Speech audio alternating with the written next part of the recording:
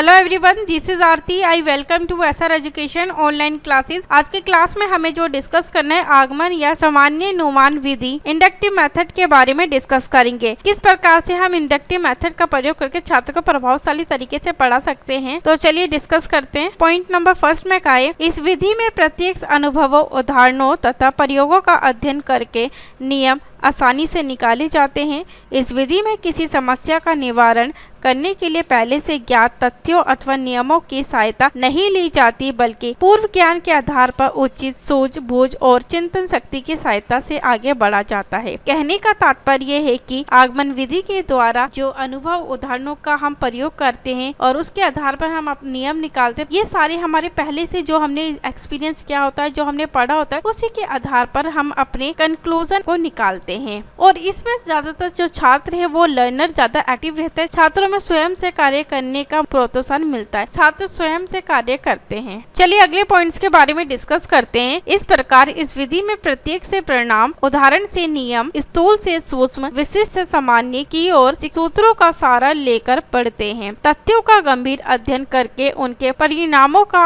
विश्लेषण करके ही एक निश्चित नियम पर पहुंचते हैं। और जब कोई निश्चित नियम या सूत्र बन जाता है तो अन्य प्रश्नों को हल करने में इस नियम की सीधी सहायता ली जाती है। इसमें किसी भी समस्या का समाधान के लिए उसे छोटे छोटे पार्ट में डिवाइड करते, एनालिसिस करते, उसके माध्यम से अपनी कंक्लूजन, अपनी समस्या के समाधान तक पहुंचते हैं। चलिए अगले पॉइंट्स को डिस्कस करते हैं। ये विधि नवीन पाठों की शिक्षा के लिए विशेष रूप से सहायक सिद्ध है। इसमें बालक के समक्ष भिन्न भिन्न उदाहरण प्रस्तुत करने चाहिए, जिससे वे सामान्यीकरण सरलता से कर सके। जो नियम आधारित हो उनकी सत्यता की जाँच की जाए। कहने का तात्पर्य है कि आगमन विधि के अंदर यानी कि जो नए पाठ को पढ़ाने के लिए ज्यादा उपयोगी सिद्ध होता है। उदाहरण भी छात्रों में इस प्रकार से लेने चाहिए कि सामान्यकरण होना चाहिए कि एक उदाहरण दूसरे उदाहरण से किस प्रकार से भिन्न है, किस प्रकार से अलग है, दोनों को किस प्रकार से हम मिलाकर पढ़ा सकते हैं छात्रों को। और जो नियम आधारित हो उनकी सत्यता की जांच भी हम आगमन विधि के द्वारा किया जा सकता है। इसमें आगमन विधि के अंदर लर्नर ज्यादा एक्टिव रहता है, शिक्षक की भूमिका के अंदर अपने कार्य को करता है। अगले पॉइंट्स में कहा है, इस प्रकार आगमन विधि में निम्नलिखित 4 अवस्थाएं होती है। तो 4 अवस्थाएं कौन कौन से उसके बारे में डिस्कस करते हैं। फर्स्ट पॉइंट में कहा कि विशिष्ट उदाहरण यानी कि स्पेसिफिक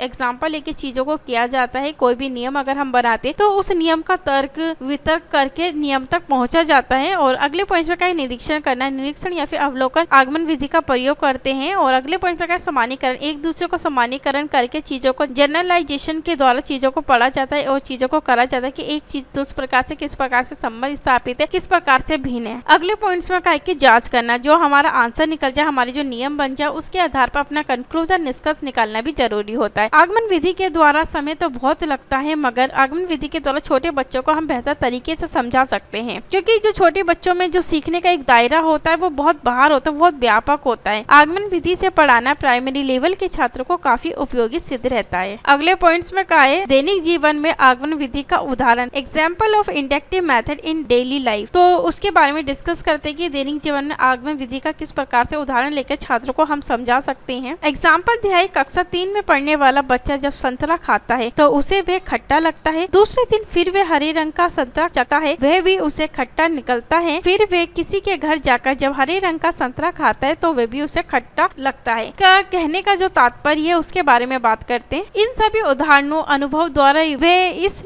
परिणाम पर पहुंचता है कि हरे रंग के सभी संतरे खट्टे होते हैं। जब कभी उसके सामने हरे रंग का संतरा देखता है तो वो बिना खाए ही अपने अनुभव के आधार पर बता सकता है, जो छात्र ने नियम बनाए, कि हरे रंग के जितने भी संतरे होते हैं वो सारे ही खट्टे होते हैं। ज्ञान प्राप्त करने का ये जो विधि होती है ये आगमन विधि होती है, यानी कि छात्र हमेशा चीजों को करके देखता, करके देखने के बाद उस नियम के तहत तक पहुंचता है। और जब उसी के सामने उसी के रिलेटेड कोई समस्या आ जाती है तो छात्र आसानी से उस समस्या को अपने पूर्व ज्ञान के आधार पर उस समस्या को आसानी से सोल्व करते हैं। चलिए अगले पॉइंट्स में कहा है गणित शिक्षण में आगमन विधि के उदाहरण, example of inductive method in teaching of mathematics. गणित शिक्षण में आगमन विधि के उदाहरणों को किस प्रकार से हम पढ़ा सकते हैं छात्रों को, तो उसके बारे में डिस्कस करते हैं। एग्जाम्पल के द्वारा समझते हैं चीजों को। त्रिभुज के तीनों कोणों का योग 180 डिग्री के बराबर होता है। विद्यार्थी इस सिद्धांत को आगमन विधि द्वारा सरलता पूर्वक समझ सकते हैं। पहले विद्यार्थी एक त्रिभुज बनाकर उसे सभी कोणों को मापकर तथा उन्होंने जो भी त्रिभुज बनाए उस सभी के कोणों को मापकर और उसका योग को करके देखते हैं कि कितना आया। इस प्रकार जो विद्यार्थी कई त्रिभुज बनाकर देखते हैं, मतलब बहुत सारे त्रिभुज बनाते हैं तथा तथा कोणों को मापकर उनका योग करके एक सारणी यानी कि एक टेबल के अंदर लिखते जाते हैं। इस अब उदाहरण के द्वारा वे निर्णय पर पहुंचते हैं कि त्रिभुज के जो तीनों कोणों का योग है वो हमेशा 180 डिग्री होता है। इसका कहने का तात्पर्य त्रिभुज के तीनों कोणों का योग 180 डिग्री होता है। तो छात्र ऐसे ही किसी नियम पे विश्वास नहीं करता, बहुत सारे त्रिभुज बनाता है और उनके कोणों का माप एक टेबल बनाकर उनका सभी माप कर करके लिखता जाता है और जब माप करके उसे ये सिद्ध हो जाता है कि हाँ त्रिभुज के तीनों कोणों का योग 180 डिग्री होता है तो वो अपने कंक्लूजन पे पहुंचता है। तब उसे अब पता चलता है कि हाँ त्रिभुज के तीनों कोणों का योग 180 डिग्री होता है। और इस आगमन विधि के द्वारा जो छात्रों को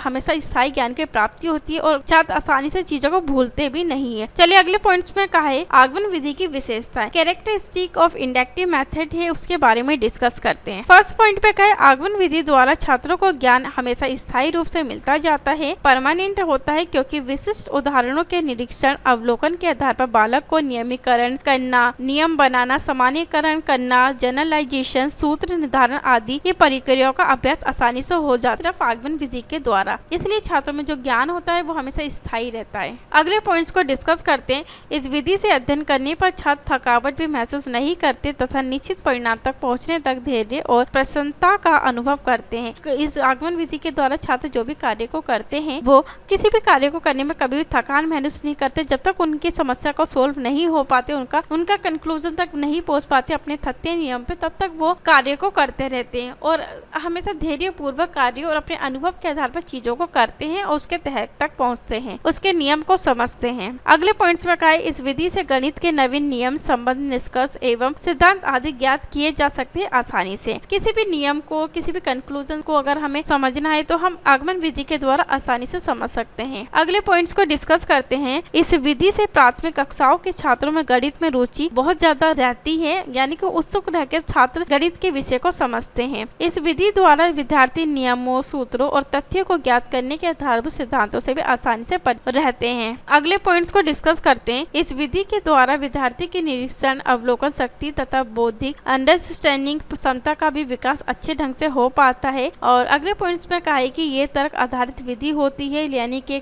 गणित के लिए काफी उपयोगी और उचित सहायक होती है। अगले पॉइंट्स को डिस्कस करते हैं। ये रट्टा लगाकर याद करने की प्रवृत्ति को पूरी तरीके से समाप्त करती है और तथा घिरे कार्य का बोझ भी बच्चों के सर से घटाती है। अगले पॉइंट्स को डिस्कस करते हैं। ये विधि बालकों को स्वयं कार्य करने के लिए हमेशा मोटिवेट, अंदर से प्रेरित करती है तथा उनमें निर्णय लेने की क्षमता का अच्छे ढंग से विकास भी करती है। सभी मेथड की अपनी खूबियां होती है तो कमियां भी जरूर होती है। तो आगमन विधि की सीमाएं, लिमिटेशन ऑफ इंडक्टिव मेथड के बारे में चलिए डिस्कस करते हैं। पॉइंट नंबर फर्स्ट में कहा है इस विधि द्वारा प्राप्त नियम एक निश्चित सीमा तक ही शुद्ध होते हैं। इसके अलावा प्राप्त नियमों या परिणामों की विश्वसनीयता उदाहरण की संख्या पर निर्भर करती है, यानी कि जो भी ये परिणाम सही है या गलत है वो उसके उदाहरणों की संख्या पर निर्भर करता है आगमन विधि के द्वारा। अगले पॉइंट्स में कहा है इस विधि को प्रयोग करने के लिए अध्यापक व छात्रों को पर्याप्त परिश्रम और तैयारी करनी पड़ती है। प्रत्येक उदाहरणों के लिए उपयुक्त सामग्री को जुटाना कोई सरल कार्य नहीं होता। अगले पॉइंट्स में कहा कि इस विधि का सफल प्रयोग केवल अनुभवी अध्यापकों एवं प्रतिभाशाली छात्रों के लिए ही संभव होता है। आगमन विधि का प्रयोग वही अध्यापक कर सकते हैं आगमन विधि का अनुभव हो, एक्सपीरियंस हो। प्रतिभाशाली छात्रों के लिए काफी उपयोगी सिद्ध होती है आगमन विधि के द्वारा पढ़ाना। चलिए अगले पॉइंट्स के बारे में डिस्कस करते हैं। इस विधि द्वारा केवल नियम को ही खोजा जा सकता है आसानी से, समस्या को हल करने की क्षमता का विकास करना संभव नहीं होता। यानी कि सिर्फ हम नियम को खोजना हो तो आगमन विधि का सहारा लेते, किसी भी प्रॉब्लम को सोल्व करने के लिए हम आगमन विधि का सहारा नहीं ले सकते क्योंकि ये एक लॉन्ग टाइम मेथड होता है, इसे करने में बहुत समय लगता है। अगले पॉइंट्स को डिस्कस करते हैं। ये विधि केवल प्राथमिक कक्षाओं के स्तर तक ही सीमित है, बड़ी कक्षाओं के लिए उपयोगी नहीं है क्योंकि इस विधि द्वारा बड़ी कक्षाओं का पाठ्यक्रम समय पर पूरा करना संभव नहीं होता। आगमन विधि का प्रयोग सिर्फ प्राथमिक कक्षाओं के लिए काफी उपयोगी होता है क्योंकि छात्र जो है छोटी कक्षाओं में छात्रों का इतना सिलेबस नहीं होता, वो किसी भी समस्या का समाधान एक दायरे के बाहर जाके भी सिखाना जरूरी होता है। मगर बड़ी कक्षाओं के लिए पाठ्यक्रम बहुत ज्यादा होता है, बड़ी कक्षाओं को आगमन विधि के द्वारा नहीं पढ़ाया जा सकता और क्योंकि उनका पाठ्यक्रम समय पर पूरा नहीं होगा, ये एक लंबा मेथड होता है यानी कि लंबे समय तक होता है। सिर्फ आगमन विधि का प्रयोग छोटी कक्षाओं के लिए ज्यादा उपयोगी होता है, बड़ी कक्षाओं के लिए उपयोगी नहीं होता। अगले पॉइंट्स को डिस्कस करते हैं। इस विधि में किसी सीमा तक अनुमान एवं संभावना का सहारा लिया जा सकता है, यानी कि किसी भी सीमा का अनुमान लगाना, संभावना करनी है तो पॉसिबिलिटी का सहारा आगमन विधि के द्वारा लिया जा सकता है आसानी से। आज की क्लास को यही समाप्त करते हैं। अगली क्लास में कुछ अगले टीचिंग मेथड के बारे में डिस्कस करेंगे। टीचिंग मेथड का प्रयोग करके किस प्रकार हम अपने शिक्षण को प्रभावशाली तरीके से छात्रों तक पहुंचा सकते। अगर आपको सभी तरह के PDF चाहिए पीडीएफ के लिए आपको टेलीग्राम चैनल पे ज्वाइन होना पड़ेगा, जहां आपको डेली बेसिस पे पीडीएफ प्रोवाइड की जाती है। साथ ही चैनल को लाइक कीजिए, शेयर कीजिए एंड सब्सक्राइब कीजिए। बेल आइकन को जरूर प्रेस कीजिए ताकि हमारी आने वाली जो न्यू वीडियो है उसका नोटिफिकेशन आपको समय से मिल सके। तो थैंक यू सो मच। अपनी तैयारी को बेहतर तरीके से करते रहिए हमारे साथ।